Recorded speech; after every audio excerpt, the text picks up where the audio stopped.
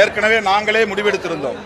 இடதுசாரிகளும் விடுதலை சிறுத்தைகளும் எந்த முடிவை எடுத்தாலும் அந்த முடிவை திமுக தலைமைக்கு அறிவித்து அதன் பிறகு நாம் இதை வெளிப்படுத்துவோம் என்று கூறியிருந்தோம்.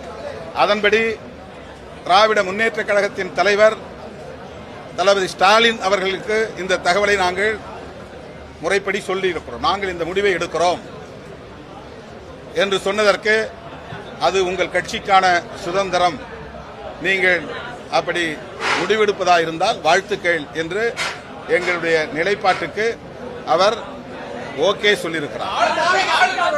அவர் ஆரம்பத்திலிருந்தே சொன்னார், திரு விஜய் அவர்கள் ஆட்சி அமைப்பதற்கு நாங்கள் ஒருபோதும் இடையூறாக இருக்க மாட்டோம் என்று சொன்னார். அந்த ஒரு பெருந்தன்மையான கருத்தை அவர் தொடக்கத்திலிருந்தே சொல்லி வருகிறார். நேற்றும் கூட அவர் ஆட்சி அமைப்பதற்கு காலம் தாழ்த்தக்கூடாது என்ற அறிக்கையும் வெளியிட்டிருக்கிறார். இந்த நிலையில் விடுதலை சிறுத்தைகள் கட்சியின் சார்பில் திராவிட முன்னேற்ற கழகத்தின் தலைவர், மதசார்பற்ற முற்போக்கு கூட்டணியின் தலைவர் ஸ்டாலின் அவர்களிடத்தில் எங்கள் நிலைப்பாட்டை முன்கூட்டியே அறிவித்திருக்கிறோம்.